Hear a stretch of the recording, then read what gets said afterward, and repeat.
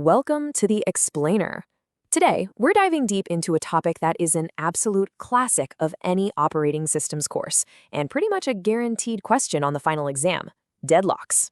I'm Dr. Sharma, and believe me, understanding these isn't just about scoring points on a test, it's about getting a handle on a fundamental challenge in the world of concurrent programming. And I'm Ben Carter. To kick things off, I've got one of my all-time favorite real-world examples of a deadlock. This quote from the Kansas legislature is just perfect. It's hilarious, but it totally nails the problem. You have two parties, both waiting for the other one to make a move. And the result is, well, nothing. Permanent gridlock. So, here's the game plan for today. We'll start with the absolute core definition. Then we'll get into the four conditions that have to exist for a deadlock to even happen. From there, we'll break down the three main ways to handle them: prevention, avoidance, and then detection and recovery. And we'll wrap it all up by comparing these strategies, looking at the pros and cons of each.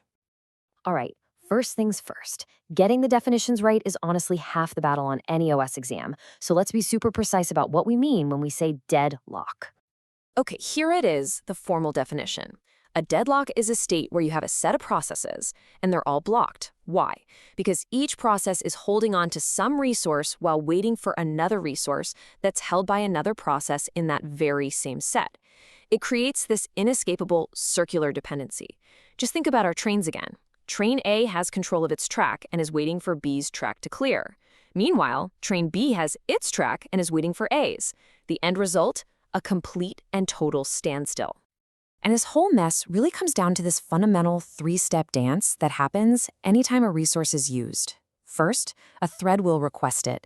If it gets it, it will use it, and then, and this is the critical part, when it's done, it has to release it.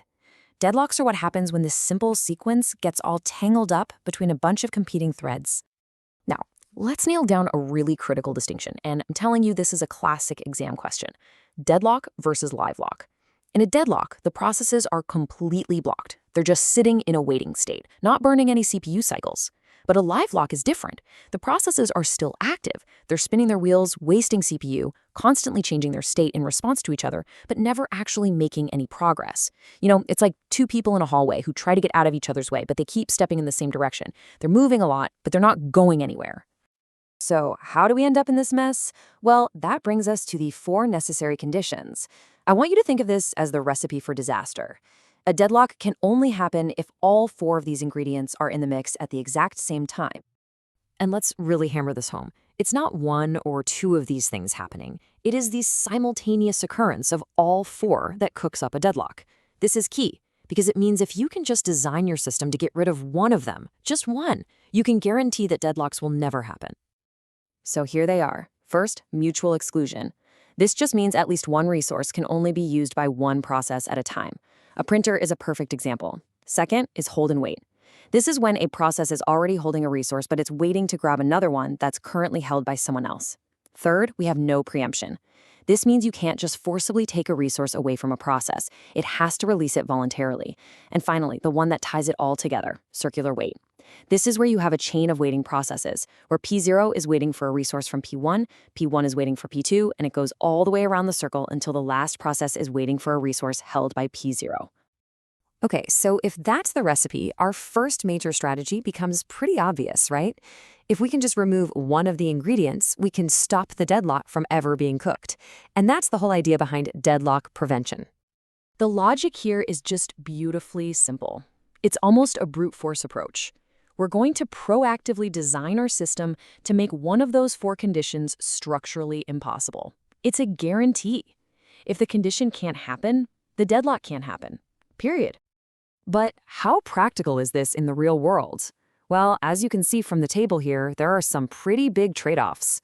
Trying to get rid of mutual exclusion or no preemption is often impossible. Some things like mutex locks are non-shareable by their very nature. And attacking hold and wait by making processes request everything at once, that can be super inefficient and lead to low resource utilization. So this brings us to the big takeaway here.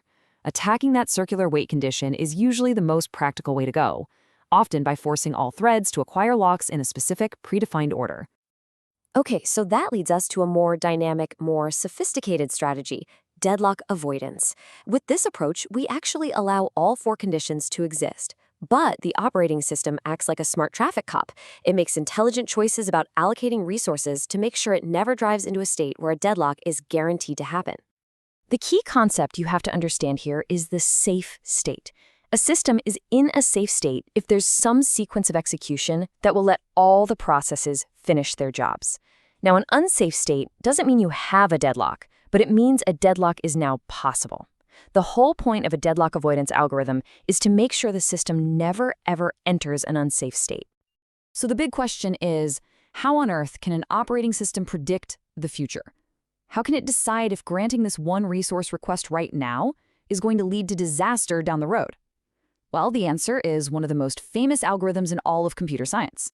It's called the banker's algorithm. Now, for this to work, it needs some info upfront. Each process has to declare the maximum number of resources it might ever need. The OS then keeps track of everything using these four data structures. Available is what we have free right now. Max is that maximum number each process declared. Allocation is what each process is currently holding. And need is just the difference between max and allocation. It's what each process still needs to finish its job. And here we have a classic exam-style problem using those very structures. You've got 5 threads, 3 types of resources. This table shows you the exact state of the system at this moment. So the question the OS has to answer before it grants any new requests is this: are we currently in a safe state?